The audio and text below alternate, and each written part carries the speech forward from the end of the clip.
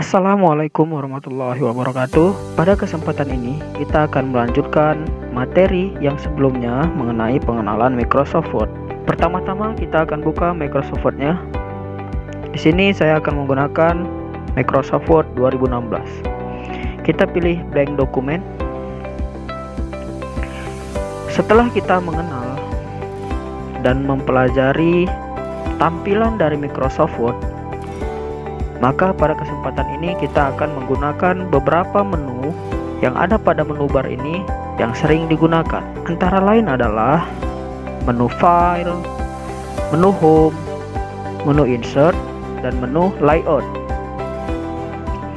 Di mana menu File ini merupakan bagian-bagian yang sering digunakan seperti New, membuat dokumen baru, Open, untuk membuka dokumen, Info, informasi yang berkaitan dengan Microsoft Word, ada Save untuk menyimpan file, ada Save As untuk menyimpan file lama dengan nama yang baru, ada Print untuk mencetak dokumen, ada Share untuk membagikan dokumen berupa email, present online, ataupun post to blog, ada Export di mana Export berfungsi untuk mengubah file dokumen menjadi PDF. Dan terakhir adalah close, tentunya untuk menutup dokumen. Oke, baik, kita akan ke menu file. Kita buat new dan blank dokumen. Setiap teks akan diketik di lembar kerja. Dan pada kali ini kita akan mengetik beberapa paragraf dan nantinya akan kita format berdasarkan format penulisan yang sering digunakan dengan baik dan benar. Di setiap menu yang ada di Microsoft Word ataupun Microsoft Excel ataupun Microsoft PowerPoint terdapat yang namanya ribbon. Ribbon ini merupakan menu berbentuk pita yang berisi icon-icon atau perintah-perintah yang dikelompokkan berdasarkan fungsinya. Pada grup clipboard ini terdapat icon paste, cut, copy, format, painter. Dalam grup font terdapat jenis font, ukuran font, increase font size, decrease font size, change case, bold menebalkan tulisan, italic membuat tulisan miring, underline membuat tulisan bergaris bawah, strike through, subscript, superscript, ada text effects and typography, ada text highlight color, font color.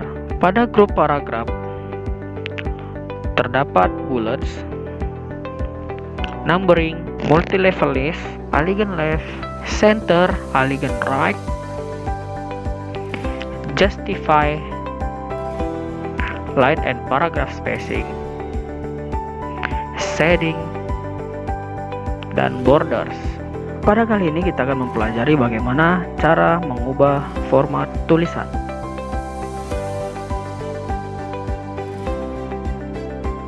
Oke, kita akan ambil contoh. Kita akan mengcopy satu kalimat yang ada pada Google, yaitu sejarah komputer generasi pertama. Kita akan copy, kita blok dengan klik kiri, tahan, lepas, dan klik kanan, salin.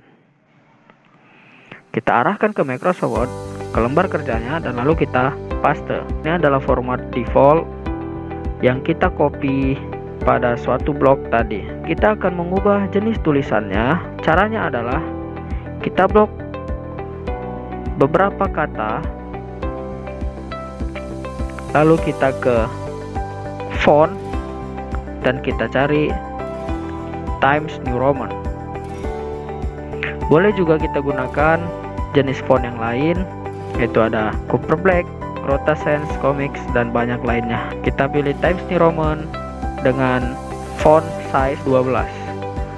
Oke, otomatis tulisan akan berubah dan ukuran font juga berubah.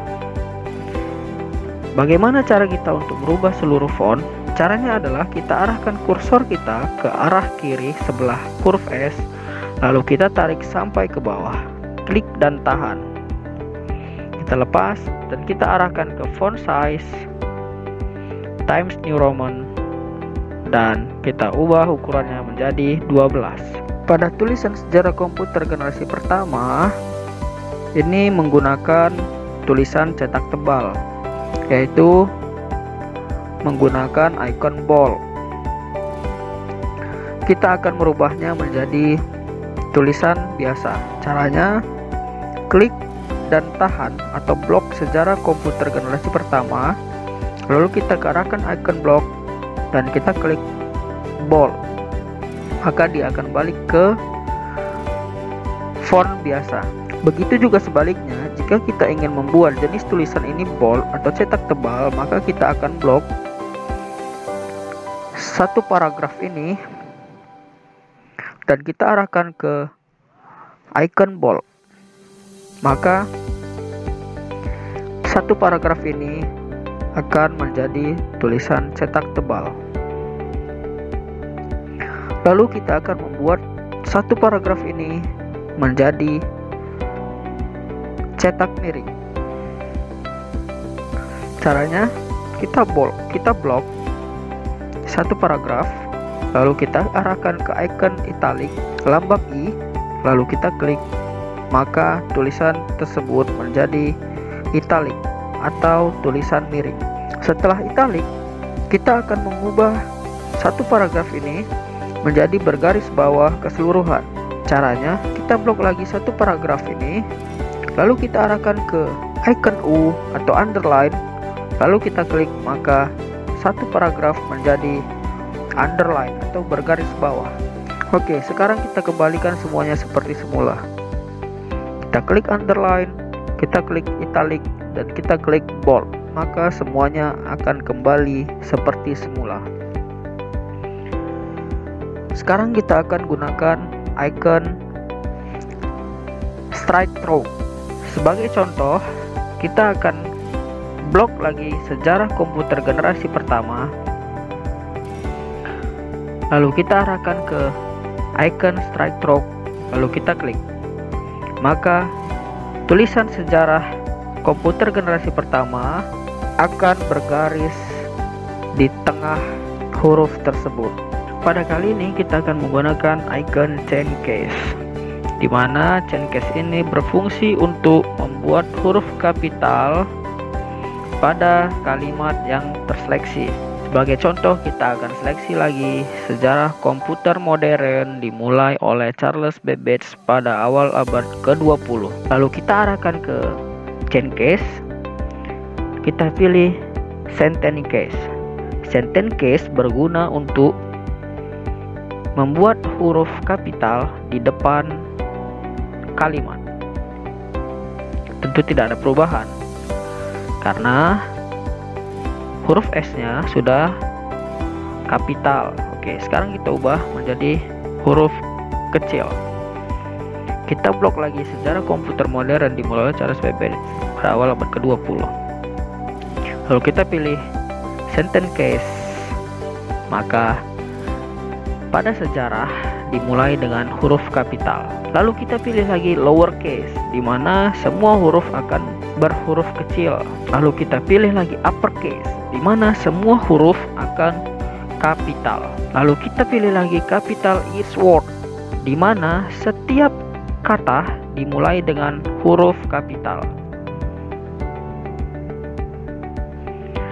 Lalu kita pilih lagi toggle case, di mana setiap kata akan berhuruf kecil. Oke, sekarang kita kembalikan lagi. Oke, pada kali ini mempelajari dengan font color. Font color berguna untuk memberi warna pada tulisan.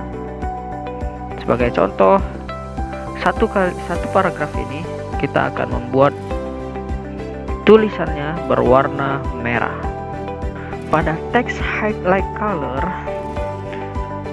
berfungsi untuk membuat background teks menjadi berwarna.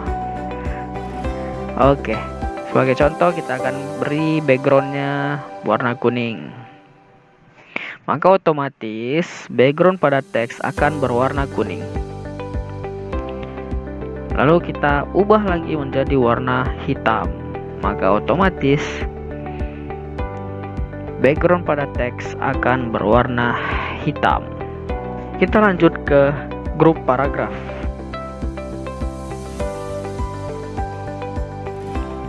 Di mana grup ini berfungsi untuk setiap paragraf mempunyai formatnya masing-masing. Oke, kita akan kembalikan ini lagi seperti semula. Kita pilih hitam. Di sini ada align left, center, align right, justify.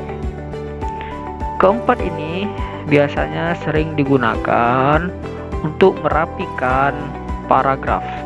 Sebagai contoh, seluruh teks ini akan kita ubah menjadi center, di mana yang awalnya merupakan rata kiri. Oke, kita klik center, maka seluruh teks akan berada di tengah.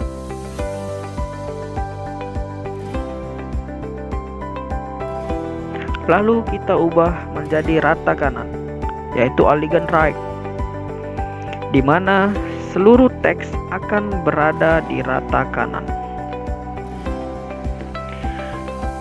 Oke, lain halnya dengan justify, di mana seluruh teks kiri dan kanannya akan sama rata pada tepi lembar kerja kita.